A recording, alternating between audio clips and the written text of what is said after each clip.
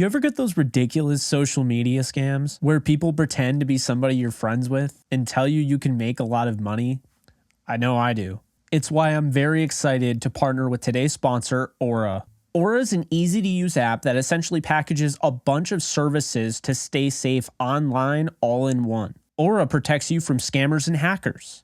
They scan the web for all sorts of data leaks and alert you as soon as they find anything. Aura is like the offensive line for a quarterback, consistently offering you protection from suspicious and malicious activity. They have a VPN built in that keeps your browsing history and personal information safe and encrypted. They'll even alert you if someone's trying to open up a credit card or a loan in your name. Did I mention they protect all your devices from viruses, malware, spyware, and any other things so the bad guys can't break in? Aura can even manage what your kids do on their devices. You can set limits and restrict them from specific apps. They have a password manager as well, so you don't have to rely on an outdated Rolodex or that sticky note that's been on your desk forever.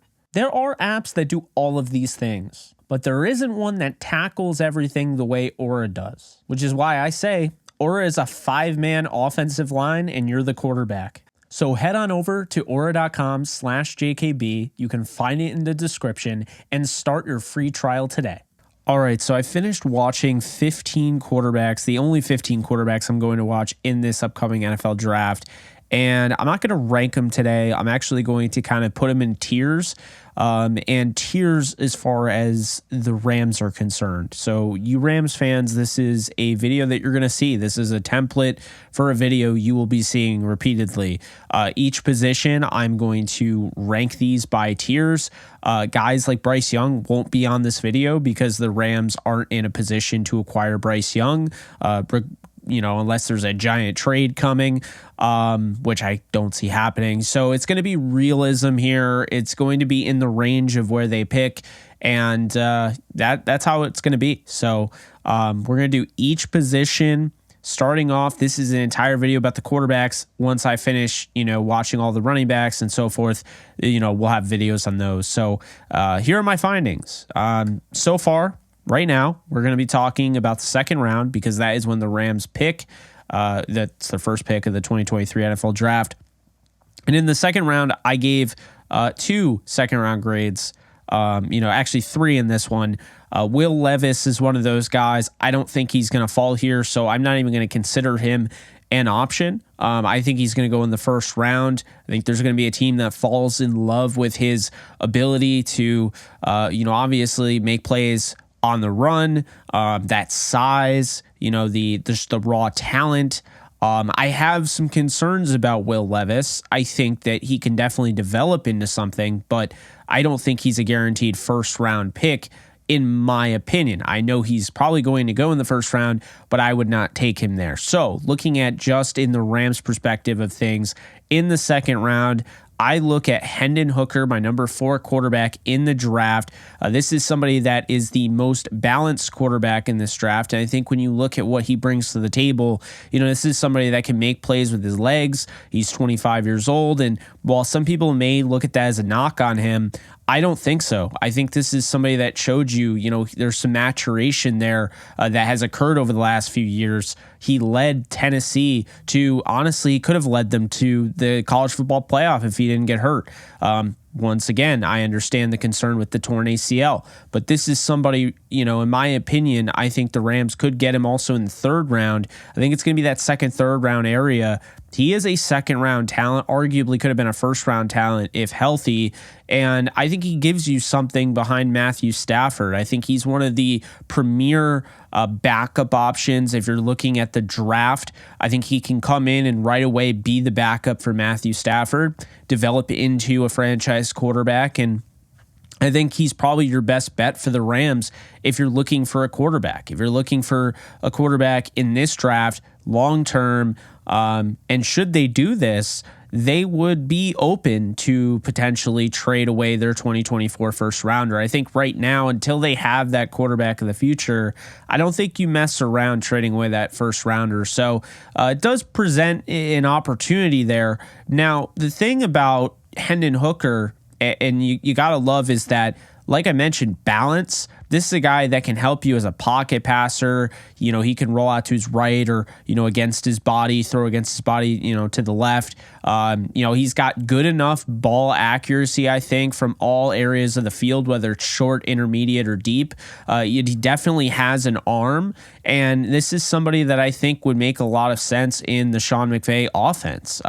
You could get him out on bootlegs to get him comfortable with the game, the NFL speed and everything. But make no mistake about it. I mean, if he was available, I would really consider taking him if I'm the LA Rams and I'm, in need of somebody like a backup, but also offers the upside of being a potential franchise quarterback down the road. I'm imagining because of the ACL tear and he's 25 years old, he's going to go in the third round, but he is at the very least a second round talent on film. And I don't think he's getting enough talk. And I think this is somebody that could fly under the radar a little bit. We've seen it in the past. Malik Willis went in the third round last year, and everybody was talking about him as a first-round pick. So stranger things have happened, but I definitely think this is the number one guy for the Rams. And I put him in the top tier when you're talking about guys that are even possible. Moving on, I have number 5th overall quarterback in this draft is Jaren Hall out of BYU. Fascinating thing about Jaren Hall is that he is an improviser, but he wants to get his feet set. He's not trying to throw, he'll throw on platform, no doubt about it.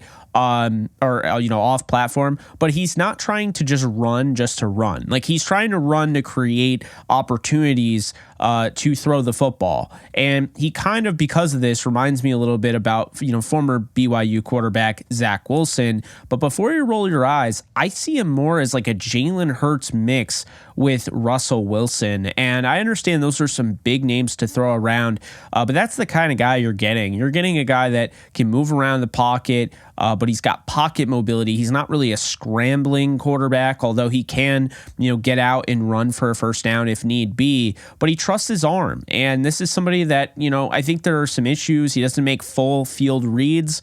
More half field, but I think that comes in time. I think he's definitely somebody that could start right away, kind of similar to Russell Wilson, a 3rd round pick, or Dak Prescott, a 4th round pick. If he's the Dak Prescott of this draft, I wouldn't be surprised at all. You're probably looking at him as a 2nd, 3rd round pick, maybe even later. I've seen some saying he's a 5th or 6th rounder. He definitely has to be number 2 on the board for the Rams as far as realism here. And, I think this is a guy that can start, if need be. Obviously, you wouldn't need him to because of Matthew Stafford, but I just mentioned Hendon Hooker. The ACL is the only thing that kind of leads me to believe he couldn't start right away. But I definitely feel like Jaren Hall is somebody that you can kind of build around and work with. And this is an intriguing option for the Rams. He's not big by any stretch. He's about 6 feet tall.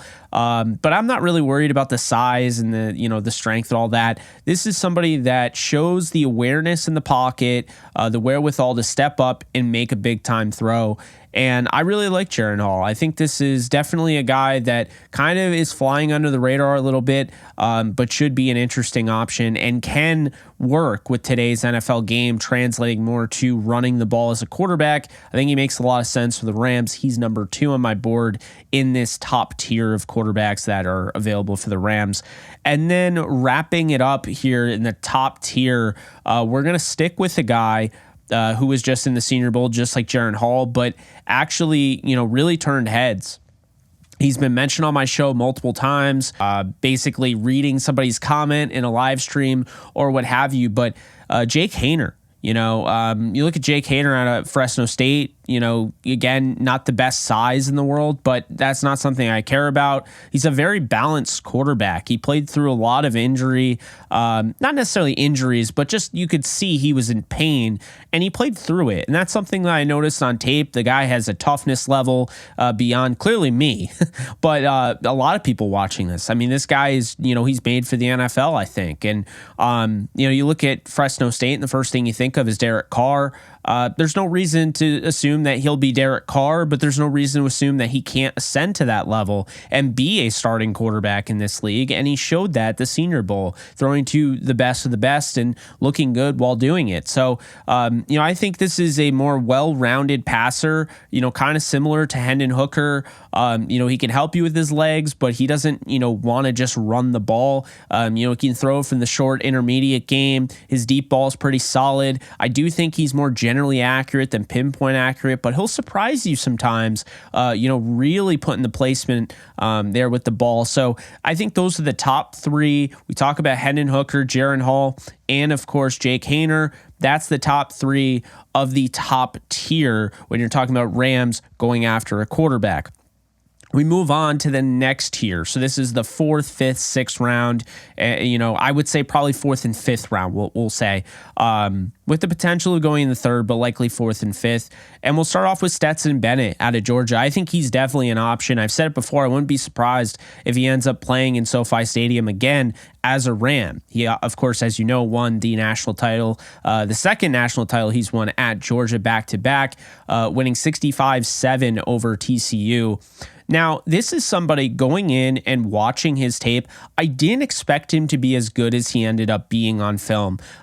He wasn't Jake Fromm for me. I could never really get with Jake Fromm's tape. I didn't get the hype. I never saw it, quite honestly. You had Justin Fields. You had Jacob Eason. Felt like Jake Fromm was the least talented of those three, but he's the one that started. That was not the case with Stetson Bennett. I feel like Bennett can play in this league. He can eventually become a starter if you have patience with him and you can develop him. He's got traits and he's got tools and he's got leadership skills that are just not aplenty. And so I think before you just write off Stetson Bennett as a meme or whatever, I understand, he's going to measure in at 5'10", 5'11". Again, size doesn't really bother me at this point. And I know he's older, but he's an improviser. He's a guy that can work on the run. He's a guy that can, throw off platform. He can work off script. I would like him to be a little bit more calm in the pocket. He gets erratic. He does put himself in position to fail, but he didn't fail much in college. And you can say, well, Jake, he threw to a lot of weapons. You talk about Bowers. You talk about McKee. You talk about even the last national title when he was throwing to George Pickens. You have James Cook. Like, I understand he's had a lot of talent, a lot of weapons, but let's not take credit away from him. He's a 2-time national champion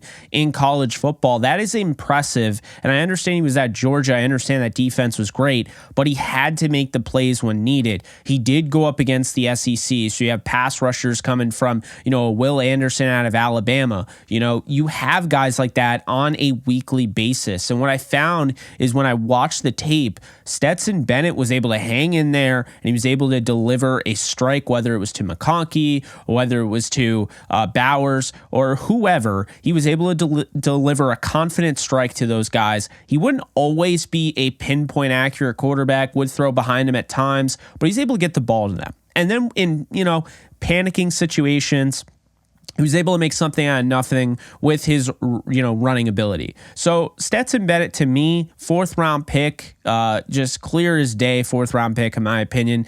I think the Rams could get him with the compensatory pick that they're going to be receiving for Darius Williams signing with the Jacksonville Jaguars. I think that's probably like a late 4th rounder would make a lot of sense. I think he could back up Stafford. Obviously, the Georgia connection's there, and we could talk about that all we want, but he's talented, and I don't think he's getting enough credit.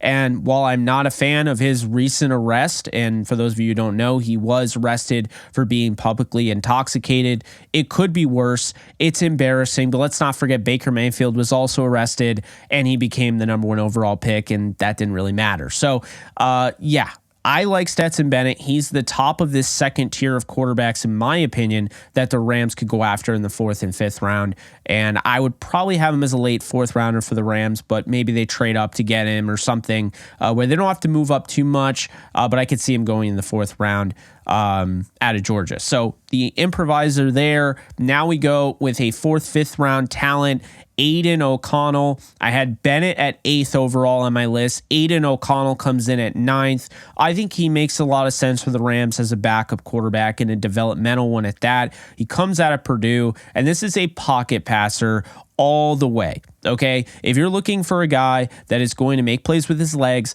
Bennett makes the most sense out of that tier. But Aidan O'Connell throws missiles. He is a guy that has a lot of velocity, and he's not afraid to use it.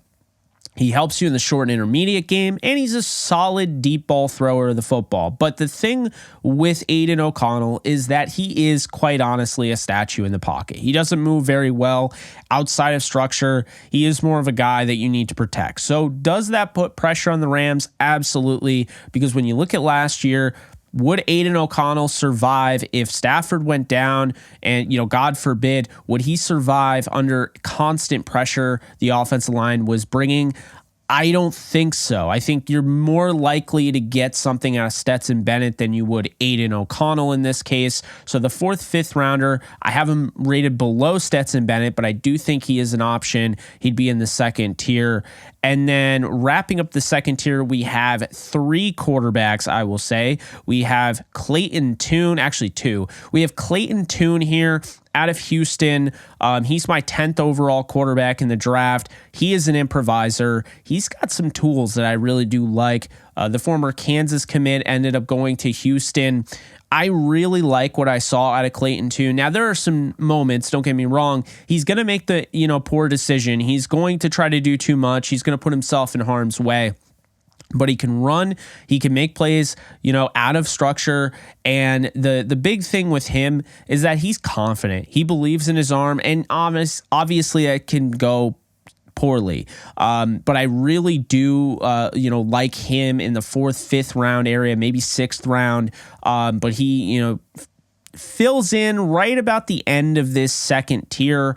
And then the guy that wraps up this 2nd tier is the 11th overall quarterback on my board, Tanner McKee out of Stanford, another guy with a flamethrower of an arm, has great velocity, will throw it short and intermediate. This is somebody to me that is more of a game manager. So if you're looking at a guy that could replace Stafford and you're not really looking at him being a franchise quarterback, you're looking at him being, potentially like a Jimmy Garoppolo, developing him, but having him just manage the game, then this is your guy. I mean, I'll be honest with you, comes from Stanford. He's well coached. He's 6'6". He looks exactly like Mike Glennon. Now, that might not be the biggest compliment ever, but he looks exactly like him, as tall as he is, but he plays better than he does, in my opinion. I don't think he's ever going to be a tried and true starter, but I could see him filling in as kind of that game manager that you look at to kind of just win you some games. If you have a really good defense or you have a really good run game,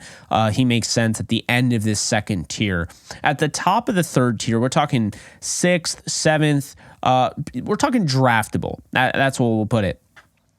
Or the rest. Let's just call it that. So the rest of the draft, okay, day 3, late day 3. Where are we at this point? So Max Duggan, to me, is the best option for the Rams as far as day 3, late day 3 quarterback option. He's more of a Taysom Hill type. I think he has some tools there as a passer, but I think he's going to work well as a sub-package guy. And so that, to me, offers some ability for the Rams. However, I will say, do I trust Max Duggan, late day 3? Do I trust him to back up Stafford? I don't. I think he's going to take some time. And so for that being said, I think you draft him as somebody that could potentially develop into a quarterback, but you're looking for a guy that can give you kind of that wild card Taysom Hill type of role where you can use him in sub packages and what have you. So he is the headliner of this final tier, but I would say him. And then number 13, he was number 12. Number 13, you guys know him because I know a lot of you are UCLA fans. I mentioned him, Dorian Thompson-Robinson at UCLA, also known as DTR, like the brand that we have, DTR, Downtown Rams. 6'1", 191. He is a scrambler. Make no mistake about it. He is an athlete, but he got better as a passer over time. That tells me that he's coachable. He had a really good connection, clearly, with Chip Kelly, and he is well regarded among his teammates and the fans and just people around the league. They very much speak highly of him. He's somebody that's well liked. So you talk about Dorian Thompson-Robinson, adding him at the end of the draft does make a lot of sense because he has that athleticism, kind of similar to Bryce Perkins. But in addition to that, he's played in some massive games. And also on top of that, just to see him year after year get better and better and better, going from a 58% completion percentage all the way up to 68, 69 level. Clearly, this guy is coachable. He got better over time, and that's something you like to see. Also, it's not like he had the most weapons ever in the world either. He had some good weapons in Charbonnet and, of course, Jake Bobo, but he didn't have everything in front of him. So he did have to make things happen. Sometimes, play would break up and, he would be able to make things happen, whether it's hurdling over a defender or what have you. So he is number 2 on this final tier. And I think he makes sense for the Rams. If you're looking for a late flyer, this obviously when you're in this tier, you're not looking for a backup for Stafford. You're probably admitting that either John Wolford's coming back, he'll be the backup, Bryce Perkins will be the backup, or you're signing somebody. You're not drafting somebody right here and there to be your backup. You're drafting him for developmental, you're drafting him for practice squad purposes. So for that reason, Max Duggan, comes in at number 1 on this final tier, and Dorian Thompson-Robinson comes in at number 2. Both offer sub-package qualities that should intrigue teams for sure. And then lastly, I did watch 15, but as far as I have 14 draftable quarterbacks. And the 14th is Tyson Bagent, who already is wearing horns. He's actually wearing more of the original horns for Shepherd University Rams. Now, this is the D2 quarterback that, if you didn't look at, he turned some heads over in Mobile at the Senior Bowl. This is a guy that's a more balanced quarterback. So you go back to talk about the archetype like a Jake Haener or a Hendon Hooker. He can make plays with his legs. He can make plays on the run. But I think really he wants to be a pocket passer. He wants to use his deep ball. He wants to throw the short and intermediate game. He wants to spread the ball all over the field. He wants to spread it around his wide receivers. He wants to give everyone an opportunity. Look, he did not have mind-blowing tape. I will say that right now. I didn't watch Tyson Bagent and thought this guy was a man amongst boys. It wasn't like watching Trey Lance in the FCS, but the D2 quarterback went to the Senior Bowl, put on some good film as far as the practice and even during the game. And I think he's definitely going to get drafted. Could be a 7th round pick, could be a 6th rounder. But I think this is somebody, he's got more of a live arm than Taylor Heineke, but don't be surprised if he ends up being that Taylor Heineke that starts someday as an emergency or a spot starter or whatever. So the way I see it is he rounds out the final tier. I think the Rams could grab him. He's already wearing horns, but regardless, this is a developmental guy. I would not want him backing up Stafford, but if you can grab him in the 6th or 7th round and you like him enough, I think it makes sense. So that's how I have it, guys. Just went through all the quarterbacks. I watched 15. We're moving on to the running backs next, then the wide receivers, tight ends, offensive line, etc. But I wanted to report my findings. I'll have another video where I basically go more in depth and I rank each quarterback, all 15 that I watched. I'll tell you their pros and their cons in more than just a minute TikTok or a minute YouTube short or Instagram reel, whatever. But that will be my plan. So I thought this was the best way to do it for Rams fans to understand who makes sense. If you're looking at the draft board, if you're looking at mock drafts, if you're looking for anybody that makes sense for the Rams, the top tier to review, we have Hendon Hooker, Jaren Hall, and Jake Haener. The second tier is Stetson Bennett, Aidan O'Connell, Clayton Tune, and Tanner McKee. And the third tier is Max Duggan, Dorian Thompson-Robinson, and Tyson Bagent. The first tier are guys that could potentially start if need be, but can also be the backup and be a franchise quarterback down the road. The second tier I look at as guys that maybe could develop into something like a franchise quarterback, but likely you're looking at somebody that's going to be a backup capable guy behind Stafford this year. And then the third tier are guys with potential that you could develop and have a unique skill set that can help you in sub packages, but you're not trying to bring them in to be QB2, essentially. Not this year anyway. So that's how I have it. If you guys have any questions, comments, concerns, leave them below. Be sure to like, subscribe, and comment, and I will see you guys later.